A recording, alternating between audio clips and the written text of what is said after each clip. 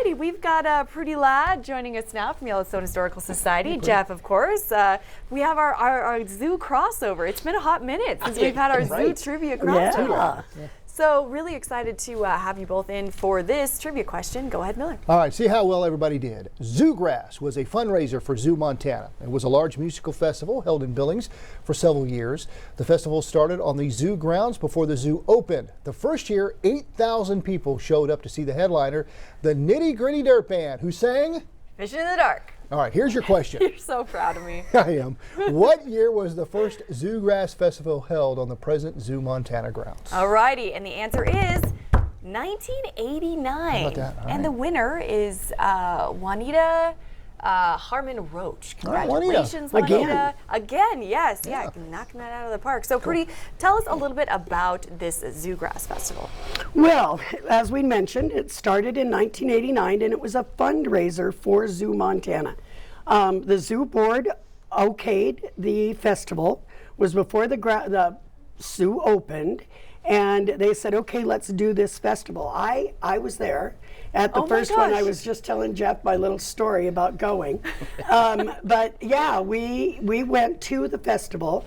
The idea was to raise $4.5 million in '89 for their first buildings. Now, Jeff, tell us about what buildings it was. Yeah, so, Zoograss built the zoo. It really did. I mean, so it was an amazing festival for the organization, and it built what we call the Discovery Center, which is that first big main building. It's got the peaks on it. Built that, and then a couple habitats. Otter was one of the first ones as well. And it was this festival that led to the building of ZooMontana. And so the festival, which I think everybody in Billings had a piece and part of. I still talk to people this day that have been a part of that festival, which has been awesome to see. But yeah, that festival built ZooMontana, which is awesome. Wow. Yeah, and it went on for 10 years.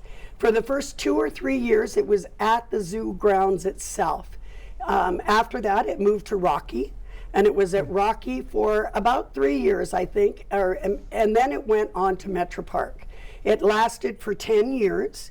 It was a fabulously good time. It was a great time. And they raised, the lowest number was 8,000 the first year.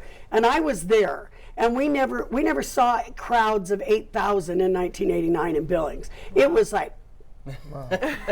And then after that, they went on to Metro. They finished at Metro Park. Their largest crowds were 12,000 people. Wow. It was a reasonable fun to go to. And it really was a good time. Look forward, it came from all over Montana and North and South Dakota to come. Very, very successful run. Why don't we do it anymore? Yeah, so we actually did when I think it was my second year at the zoo, we did try to recreate it. We could not recreate the magic it used to be. And at the end of the day, we were getting so many great stories of the drunk times that they had and the fights that were going that we're like, okay, we're gonna celebrate when it happened, but it's time to move into a different direction. We're a family organization, which is why we kind of changed our motto a little bit. But we're thankful that it did happen because we wouldn't be here if it wasn't for it. So kind of a liability as well. Yeah, a little bit. Right. Well, I was there with my backpack full of goodies. Oh, I knew you had a good time. I heard some good stories about Prudy. I was there.